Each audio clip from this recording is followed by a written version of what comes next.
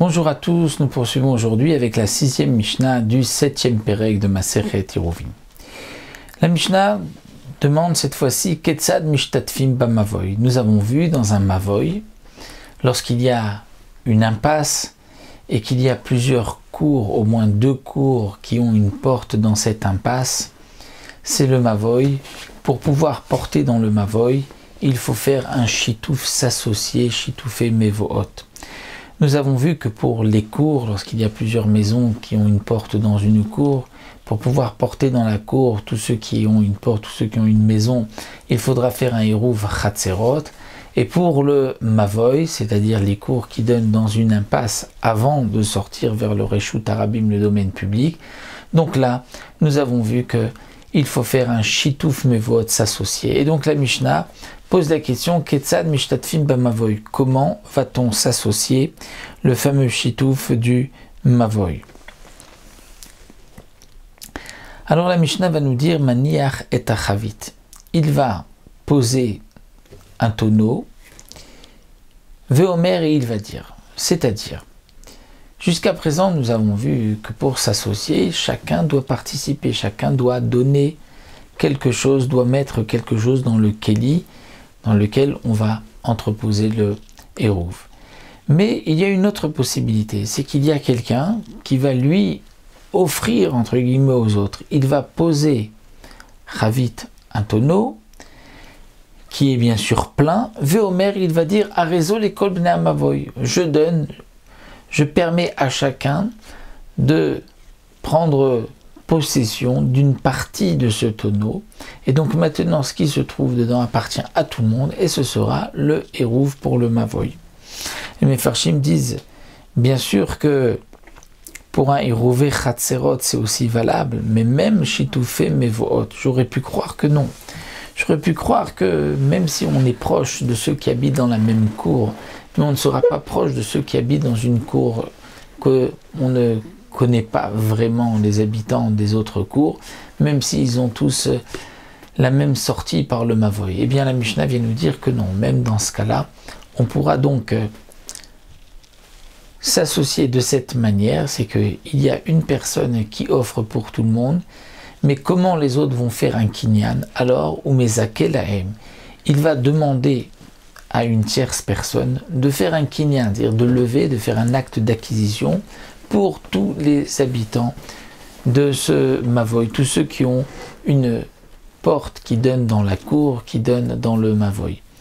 Et donc il va dire à une tierce personne, voilà, tu vas lever, il va lever donc un petit peu, un téphar, il va le lever pour les autres et il va faire cet acte d'acquisition pour les autres. Qui va être cette tierce personne? Est-ce que n'importe qui? Non. Pourquoi? Parce que il est évident que celui qui est propriétaire du tonneau ne peut pas lui lever pour les autres. Il faut une tierce personne qui va faire un kinyan pour quelqu'un d'autre. Donc tout celui qui est un peu comme le propriétaire lui-même, c'est-à-dire ses enfants. Ses enfants ne pourront pas servir donc de tierces personnes pour faire le kinyan. Pourquoi? Parce que les enfants sont un peu comme le père lui-même. Alors ça dépend, ce sont des enfants qui sont petits ou grands, et petits ou grands ici, ce sont ceux qui sont à la table du père ou qui ne le sont pas. Donc il pourra faire un kinyan, une acquisition, leur offrir, leur donner, lorsque, par l'intermédiaire de son fils ou de sa fille, Agdolim, qui sont grands, qui ne mangent pas à sa table, qui sont indépendants, qui donc peuvent faire des kinyanim pour eux-mêmes et pour les autres aussi, donc ils vont lever, ils vont dire, donc on prend, et on va permettre à tous ceux qui ont une maison qui va nous donner dans la cour et dans le Mavoy d'être propriétaire d'une partie de ce Eruv.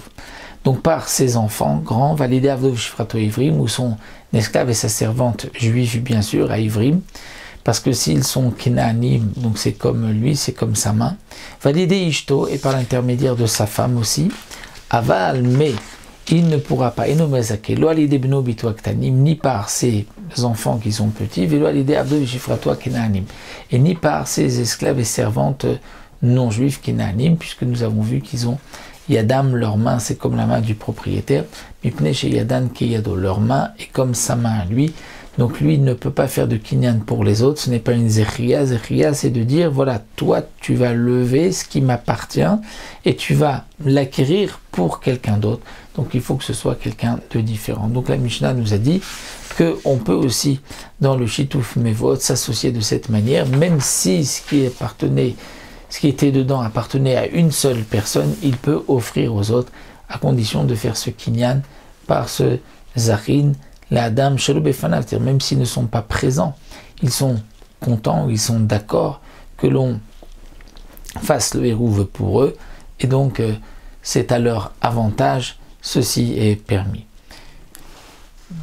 Il y a une petite précision qui est importante de faire, que on peut par la suite, c'est que pour le hérouvé troumim, c'est-à-dire pour pouvoir sortir de la ville au-delà des 2000 amot, là, je ne peux pas le faire pour quelqu'un d'autre s'il n'est pas d'accord, s'il ne veut pas. Pourquoi? Parce que lorsque je vais lui placer un hérouve ici, je vais lui donner 2000 amot d'ici vers, on va dire, au nord de la ville, mais je lui enlève au sud de la ville.